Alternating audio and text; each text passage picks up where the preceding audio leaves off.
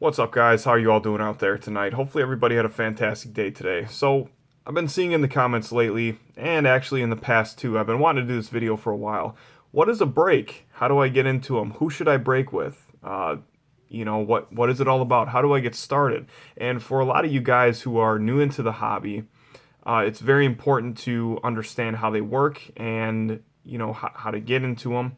So, I'm going to try to help you guys out and break some of these things down for you.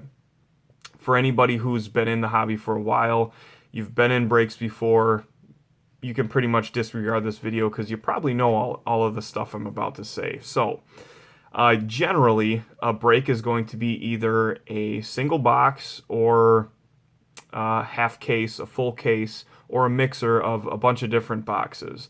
Now, what happens is you go ahead and you buy your spot. Now, your spot is either going to be for, there's multiple different ways that the break can go down. It can be pick your team, pick your division, random team, or random division. And in rare cases like the high-end product Flawless, in either football, basketball, whatever it is, there can be a hit draft. So you basically buy a spot and then the breaker will open the box, and then you will be randomed into whichever spot you're in, and then you pick your hit when it's your turn. So, it's important here to remember that you should always break with somebody that you trust, or at least that's somebody that you like or you trust. So generally, a breaker who's well established is a pretty good bet to go with that nothing funny is going to go on. So there's been some things in the hobby recently where, well, not necessarily recently, but sometimes, ooh, look at that hair right there. Yeah. Anyway, so there's been some things, Brandon Cook's the 99 thing, where Breaker deliberately hid what card was being pulled. And there's been some other instances lately also. So, like I said, it's important to break with somebody who is trustworthy, who you like, who you know that it is not about the funny business. So basically what you do is you buy your spot, and then you're going to get all the hits from that spot that you get. Say you buy, well, in my case, say you buy the Packers, you're going to get every single Packer hit in that case or box or whatever it is. Some breakers will send the base along with it, others won't. To me, that's not a deal breaker. Honestly, they can keep the base if it were up to me. It doesn't really matter. The base don't really matter to me. I would more so get in the break for the hits, the autographs, patch cards, stuff like that, numbered cards. So that's where the importance lies with me. Base cards are cool depending on the photography of them, and I guess especially if you're just starting out. But I mean, if you're just starting out, you can go buy a blaster box of Score for $20 and have a whole pile of base cards. But anyway, shipping is usually built right into the price of your spot, so you don't really have to worry about that. Yeah, you don't really have to worry about shipping. You're gonna pay for that off the bat. There's multiple different ways, multiple different breaks that you can get into. There's eBay breaks. I forgot to mention player breaks on eBay, especially with National Treasures and Flawless. These breakers will break them down into players, and you can bid on your specific player. Now, I've done that plenty of times with Jordy, and I've come out okay on it. I mean, a lot of times I get skunked, but hey, that's the deal when you just buy a player or two. So usually how this works is the breaker will go live at a specific time or in the vicinity of a specific time, and they will break the box or case or whatever is being whatever the break entails. They will be breaking that live, and you are either able to watch live, or they should be uploading a video to. Most of the time, it's to YouTube. Some people do it live on YouTube, Facebook, Breakers TV. There's a bunch Twitch. There's a bunch of different ways, but it all depends on which breaker you choose to go with. So there's that. I made a few notes so I don't forget anything. I kind of jotted down a few talking points here. So I don't know how. There's not a crazy amount to go through with brakes. I just wanted to kind of give a rundown because I've seen the question, what's a brake? How do I get in it? So there we go. There are a couple of pros, I would say, and one con to getting in any brake. So your pros are going to be, you could hit something massive. You could hit a huge big time 101 or a big time rookie patch autograph or whatever the case is for a fraction of what the card is worth. You could hit multiple hits, multiple solid good hits for a fraction of what they're worth. So you could spend $50 on a spot in a break and end up with $500 worth of cards. It's kind of a gamble. And a thing with pick your team is that allows you to get cards from your team. Now, obviously, there's going to be pick your team, random team. Random team is fun because you can end up with a team you wouldn't normally buy, and possibly get some good hits. So the one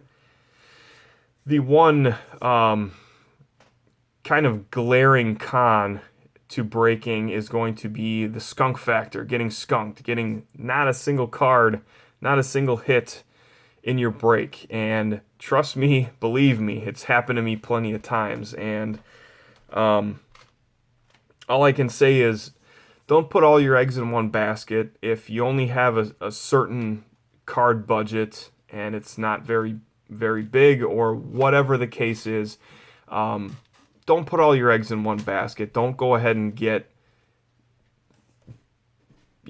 buy a $50 spot when you have $50 to spend on cards. Unless that's what you want to do, you can do whatever you want.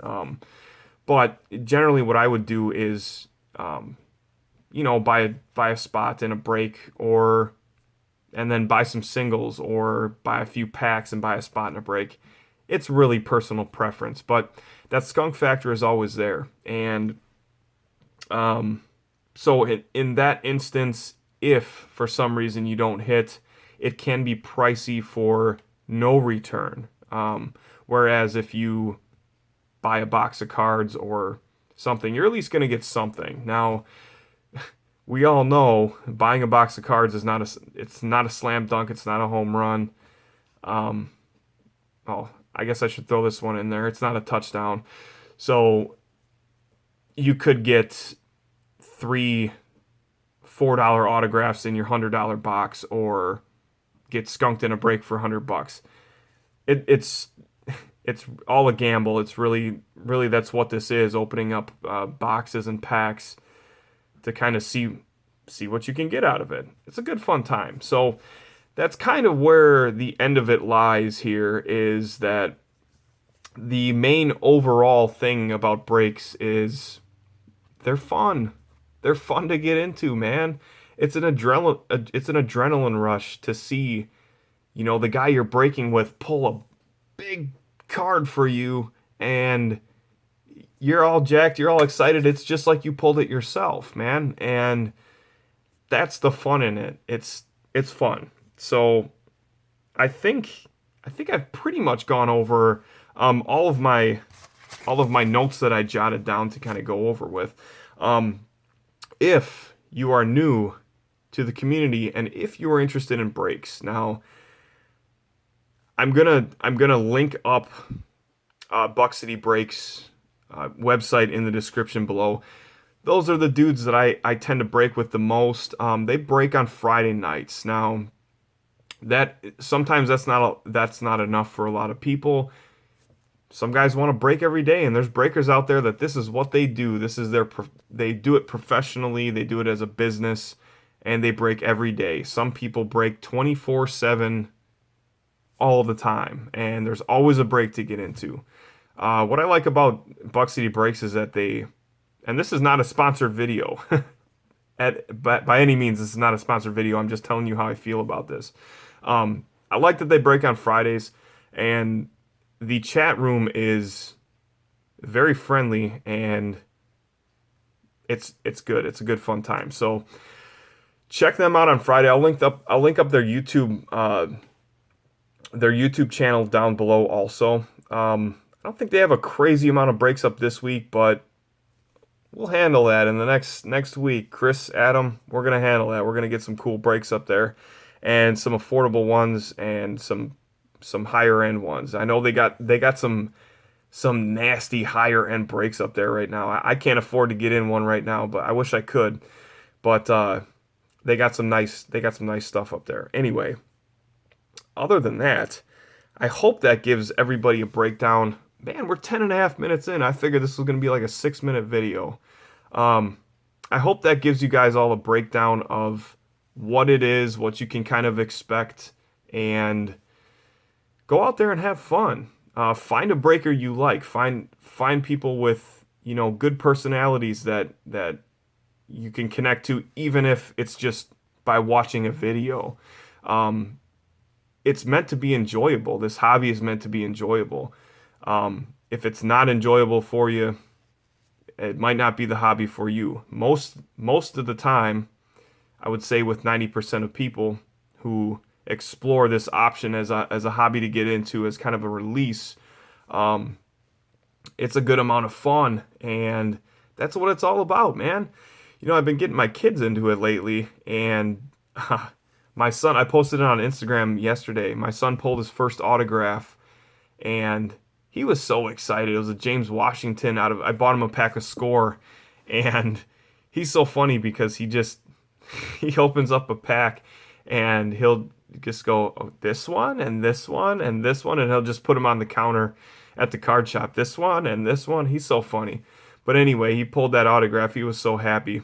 That is what it's about right there, man. If we can get the younger generation interested in things that are good and the things that are positive, that's what we need to be doing. There's too many bad things in the world today. There's too many bad things in the world today that these kids can get interested in and hooked on before somebody can get to them with a positive hobby to get into, a positive thing to occupy their time. Boredom is a huge thing. So I think that collecting cards, trading cards, is a great thing to get the kids into. So I know that helped me a lot when I was younger. But anyway, I digress. That is a subject for another day, I suppose. This is supposed to be about the breaking. So hopefully that answered anyone's questions. If anybody else has a question, leave it in the comments below. I will try to answer it. And check out Buck City Breaks. They're good people. Good people. So highly recommended. That is all for this video, guys. No Throwback Thursday, unfortunately. We're going to be taking a break from Throwback Thursday for the next couple weeks.